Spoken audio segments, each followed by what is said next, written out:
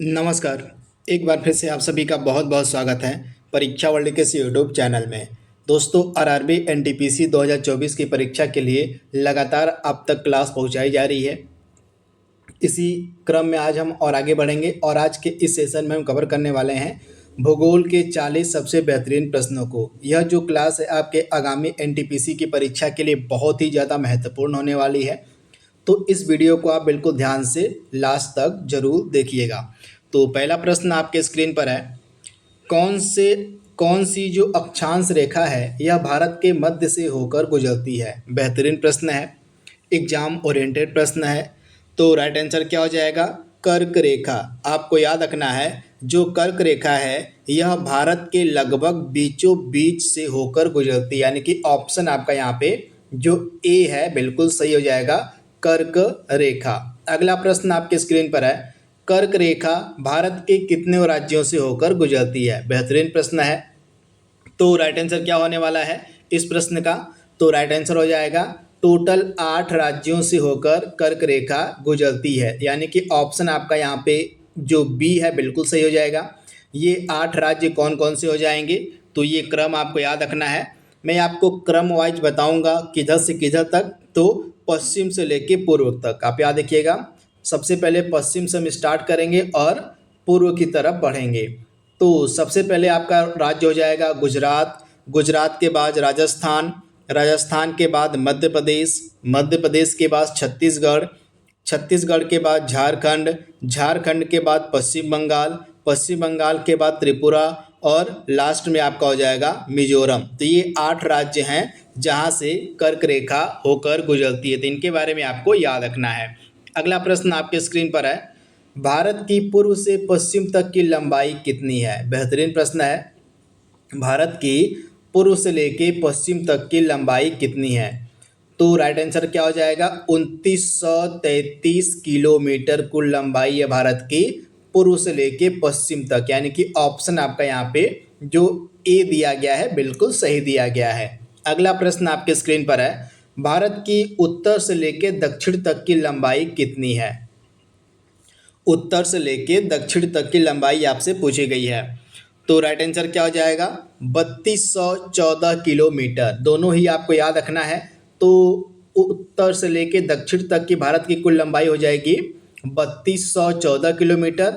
वहीं हमने इससे पहले बात की थी पूर्व से पश्चिम तक की भारत की कुल लंबाई कितनी है, तो 2933 किलोमीटर। तो दोनों ही आपको याद रखना है। अगला प्रश्न आपके स्क्रीन पर है, भारत का क्षेत्रफल विश्व के कुल भौगोलिक क्षेत्रफल का कितना है। बेहतरीन प्रश्न।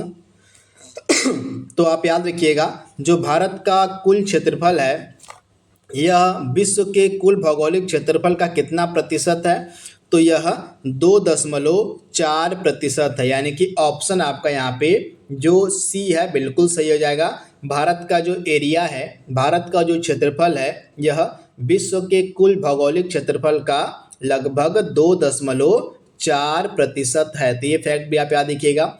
वहीं एक चीज़ और आप याद कर लीजिए कि भारत का कुल क्षेत्रफल कितना है, तो आप याद रखिएगा भारत का कुल क्षेत्रफल है 32,87,263 वर्ग किलोमीटर। तो ये पूरा फैक्ट आपको याद रखना है।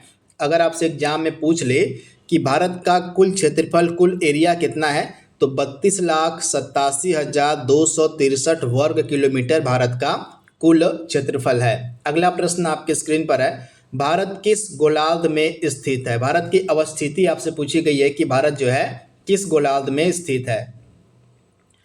तो राइट आंसर क्या हो जाएगा? भारत जो है उत्तरी और पूर्वी गोलार्ध में स्थित है, यानी कि ऑप्शन आपका ए यहाँ पे 100% सही हो जाएगा। अगला प्रश्न आपके स्क्रीन पर है, भारत की स्थलीय सीमा की लंबाई यहाँ पे पूछी गई है कितनी है। भारत की स्थलीय सीमा की लंबाई कितनी है, तो राइट आंसर क्या हो जाएगा?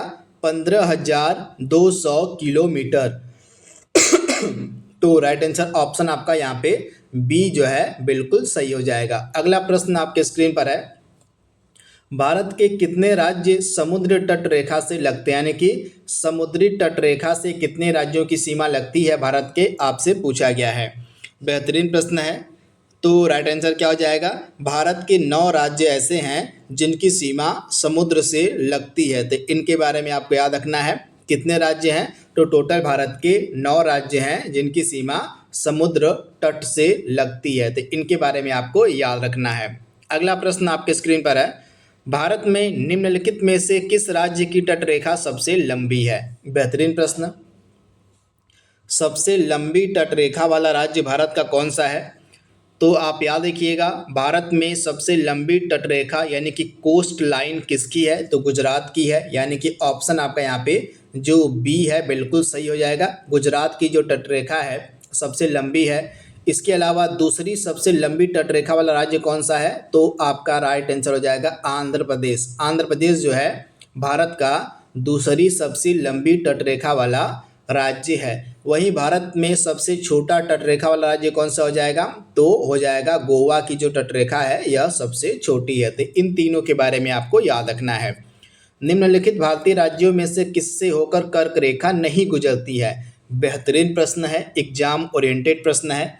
किससे होकर जो कर्क रेखा है नहीं गुजरती है, तो राइट आंसर क्या हो जाएगा इसमें से, ऑप्शन ए उत्तर प्रदेश से होकर कर्क रेखा नहीं गुजरती है। यानी कि ऑप्शन आपका ए यहाँ पे बिल्कुल सही हो जाएगा। बाकी जो तीनों राज्य आपके सामने दिए गए हैं, मध्य प्रदेश, गुजरात और झारखंड, इन तीनों से कर्क रेखा होकर गुजरती है, लेकिन उत्तर प्रदेश से यह नहीं गुजरती है। तो ये फैक्ट आपको याद रखना है। अगला प्रश्न आपके स्क्रीन पर है, सर्वप्रथम इंडिया शब्द का प्रयोग भारत के लिए किस भाषा में किया गया था। बेहतरीन प्रश्न है। सर्वप्रथम इंडिया शब्द का प्रयोग भारत के लिए किस भाषा में किया गया था।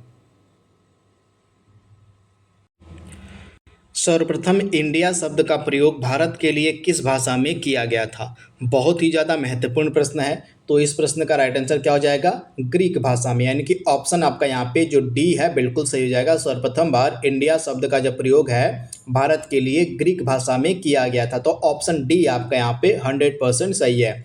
प्राचीन भारतीय भौगोलिक मान्यता के अनुसार भारत किस वर्ष मतलब भारतवर्ष जो है किस द्वीप का अंग था। तो आप याद रखिएगा, भारतवर्ष जो है किस द्वीप का अंग था, जम्बू द्वीप का। यानी कि ऑप्शन आपका ए यहाँ पे बिल्कुल सही हो जाएगा, जम्मू द्वीप। अगला प्रश्न है, भारतीय मानक समय रेखा कहलाती है। इंपॉर्टेंट प्रश्न है।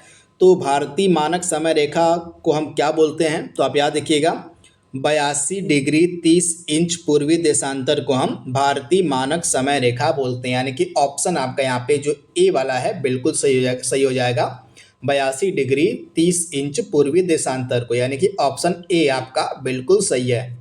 तथा यह जो भारतीय मानक समय रेखा है इलाहाबाद के निकट नैनी से होकर गुजरती है। आप याद रखिएगा, इलाहाबाद में एक जगह है, तो यहीं से होकर जो है भारतीय मानक समय रेखा गुजरती, जिसका नाम है नैनी। नैनी स्थान आपको इलाहाबाद के निकट मिलेगा। भारत का दक्षिणतम बिंदु यहाँ पे पूछा गया है कि कौन सा है। बेहतरीन प्रश्न है, भारत का दक्षिणतम बिंदु कौन सा है। तो आप याद रखिएगा, भारत का दक्षिणतम बिंदु हो जाएगा इंदिरा पॉइंट। यानी कि ऑप्शन आपका यहाँ पे जो सी है बिल्कुल सही हो जाएगा। इंदिरा पॉइंट की लोकेशन क्या है, तो यह जो है ग्रेट निकोबार द्वीप में स्थित है। इसकी लोकेशन भी आप याद रखिएगा, ग्रेट निकोबार द्वीप में स्थित है यह इंदिरा पॉइंट, जो कि भारत का सबसे दक्षिणतम बिंदु है। वहीं भारत का सबसे उत्तरी बिंदु कौन सा है, तो इंदिरा कॉल भारत का सबसे उत्तरी बिंदु है, यह आपको मिलेगा जम्मू कश्मीर में। तथा किबीथू जो है भारत का सबसे पूर्वी बिंदु है, यह आपको मिलेगा अरुणाचल प्रदेश में। वहीं भारत का सबसे पश्चिमी बिंदु है गुहार मोती, जो कि आपको मिलेगा गुजरात में। तो इन सभी के बारे में आपको याद रखना है। अगला प्रश्न आपके स्क्रीन पर है, भारत की तट रेखा की लंबाई यहाँ पे पूछी गई। यहाँ पे सिर्फ तट रेखा की बात की गई है, सिर्फ यहाँ पे कोस्ट लाइन की यहाँ पे बात की गई है, तट रेखा की बात की गई है। तो राइट आंसर क्या हो जाएगा, 6100 किलोमीटर। यानी कि ऑप्शन आपका ए यहाँ पे बिल्कुल सही हो जाएगा। निम्नलिखित में से कौन सा स्थान भूमध्य रेखा के निकटतम स्थित है। भूमध्य रेखा के निकटतम स्थित स्थान कौन सा है, तो राइट आंसर क्या हो जाएगा, इंदिरा पॉइंट। यानी कि ऑप्शन आपका बी यहाँ पे बिल्कुल सही हो जाएगा, इंदिरा पॉइंट। अगला प्रश्न है, भारत का पूर्वी समुद्री तट किस नाम से जाना जाता है। बेहतरीन प्रश्न है। यहाँ पे भारत का जो पूर्वी समुद्री तट है इसको हम किस नाम से जानते हैं, आपसे पूछा जा रहा है। तो राइट आंसर क्या हो जाएगा यहाँ पे?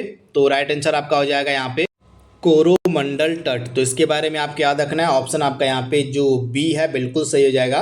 भारत का जो पूर्वी समुद्री तट है इसको हम कोरोमंडल तट के नाम से जानते हैं। तो ऑप्शन आपका बी यहाँ पे 100% सही हो जाएगा।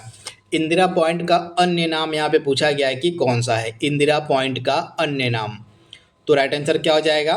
Pygmalion point. इंदिरा पॉइंट को हम पिग्मेलियन पॉइंट के नाम से भी जानते हैं, यानी कि ऑप्शन आपका ए यहाँ पे बिल्कुल सही हो जाएगा। अगला प्रश्न आपके स्क्रीन पर है, कोंकण तट कहाँ से कहाँ तक अवस्थित है? कोंकण तट की यहाँ पे बात हो रही है कि यह जो कोंकण तट है यह कहाँ से कहाँ तक अवस्थित है। बेहतरीन प्रश्न है, एग्जाम ओरिएंटेड प्रश्न है, इसका आप सभी को जवाब देना है। तो राइट आंसर क्या हो जाएगा?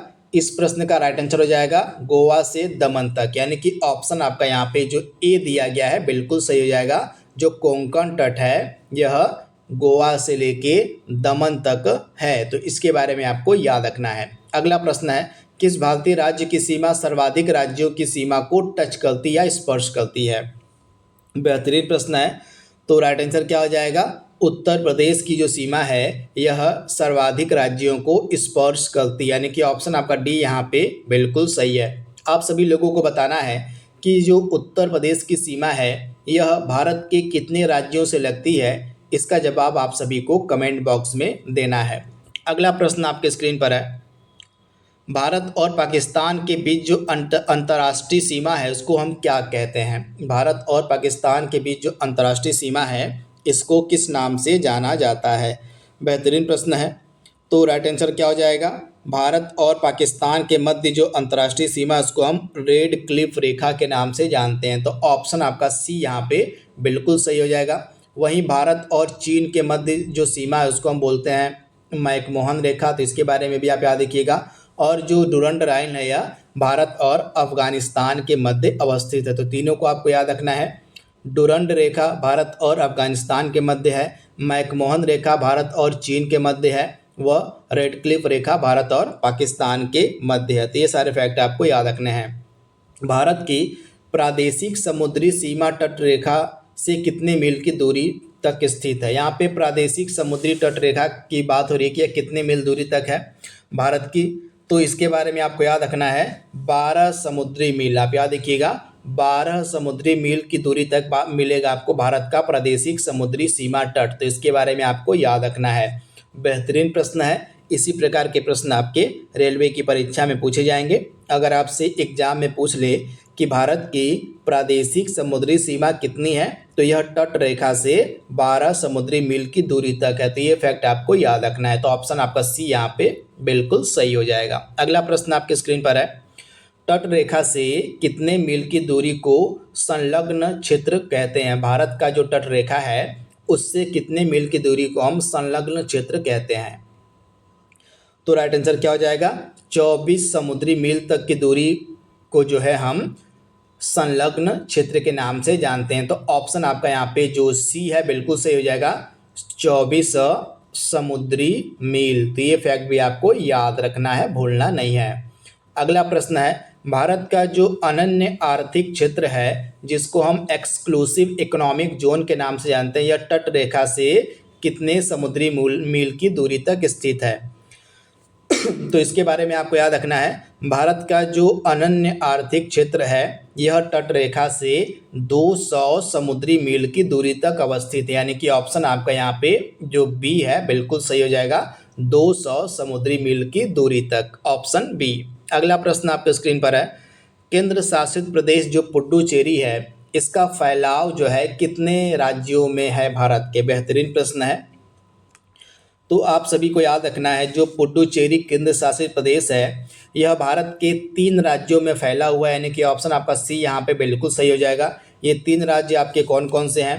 पहला आपका हो जाएगा तमिलनाडु, दूसरा आपका हो जाएगा आंध्र प्रदेश और तीसरा आपका हो जाएगा केरल। ये 3 राज्य हैं जहाँ पर पुडुचेरी फैला हुआ है। तो ये लोकेशन कौन कौन सी है?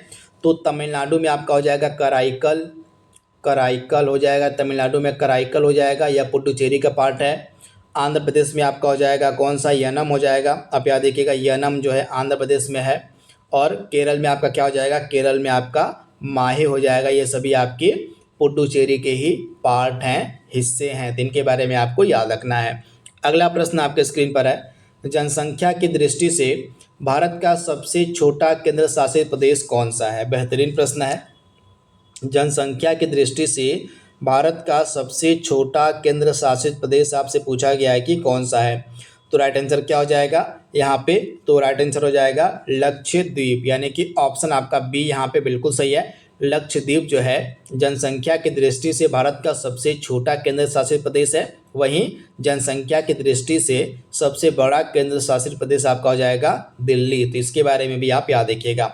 वहीं जो लक्षद्वीप है यह एरिया के मामले में, क्षेत्रफल के मामले में भी भारत का सबसे छोटा केंद्र शासित प्रदेश है, तो दोनों ही आपको याद रखना है। वहीं भारत का एरिया के मामले में सबसे बड़ा संघ शासित प्रदेश यानी कि केंद्र शासित प्रदेश कौन सा है? तो अंडमान और निकोबार द्वीप समूह हो जाएगा। तो ये सारे फैक्ट आप क्लियर कर लीजिएगा, याद कर लीजिएगा। अगला प्रश्न आपके स्क्रीन पर है, क्षेत्रफल की दृष्टि से भारत का दूसरा सबसे बड़ा राज्य कौन सा है? प्रश्न को बिल्कुल ध्यान से पढ़ना है। यहाँ पे पूछा क्या गया है, क्षेत्रफल की दृष्टि से भारत का दूसरा सबसे बड़ा राज्य।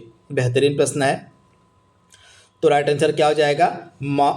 राइट आंसर क्या हो जाएगा? मध्य प्रदेश। एरिया के मामले में मध्य प्रदेश भारत का जो है दूसरा सबसे बड़ा राज्य है। वहीं पहला हो जाएगा एरिया के मामले में राजस्थान, तो इसके बारे में आप याद देखिएगा। वहीं तीसरे नंबर पे आपका आता है महाराष्ट्र एरिया के मामले में, और चौथे नंबर पे आता है आपका यूपी। तो इसके बारे में आप याद देखिएगा। कम से कम 4 राज्यों को आपको याद रखना है। एरिया के मामले में सबसे बड़ा हो जाएगा राजस्थान, दूसरे नंबर पे हो जाएगा मध्य प्रदेश, तीसरे नंबर पे हो जाएगा आपका महाराष्ट्र, और चौथे नंबर पे आपका हो जाएगा उत्तर प्रदेश। तो ये क्रम आपको याद रखना है। क्षेत्रफल की दृष्टि से भारत का सबसे छोटा राज्य कौन सा है? तो क्षेत्रफल की दृष्टि से भारत का सबसे छोटा राज्य हो जाएगा गोवा, यानी कि ऑप्शन आपका यहाँ पे जो ए है बिल्कुल सही हो जाएगा। वहीं दूसरा सबसे छोटा राज्य आपका सिक्किम है, दूसरा सबसे छोटा राज्य। तीसरा सबसे छोटा राज्य आपका हो जाएगा त्रिपुरा हो जाएगा, और चौथा सबसे छोटा राज्य हो जाएगा आपका नागालैंड। तो ये क्रम भी आपको याद रखना है। अगला प्रश्न आपके स्क्रीन पर है, भारतीय मानक समय रेखा कितने राज्यों से होकर गुजरती है? बेहतरीन प्रश्न है। इसी प्रकार के प्रश्न आपसे एग्जाम में पूछे जाएंगे। तो जो भारतीय मानक समय रेखा है यह कितने राज्यों से होकर गुजरती है? तो टोटल आपके राज्य हो जाएंगे 5, यानी कि ऑप्शन आपका यहाँ पे जो सी है बिल्कुल सही हो जाएगा। टोटल 5 राज्य हैं जिनसे होकर भारतीय मानक समय रेखा गुजरती है। ये 5 राज्य आपके कौन कौन से हैं? तो उत्तर प्रदेश, मध्य प्रदेश, छत्तीसगढ़, उड़ीसा और आंध्र प्रदेश, ये 5 राज्य हैं जहाँ से भारतीय मानक समय रेखा होकर गुजरती है।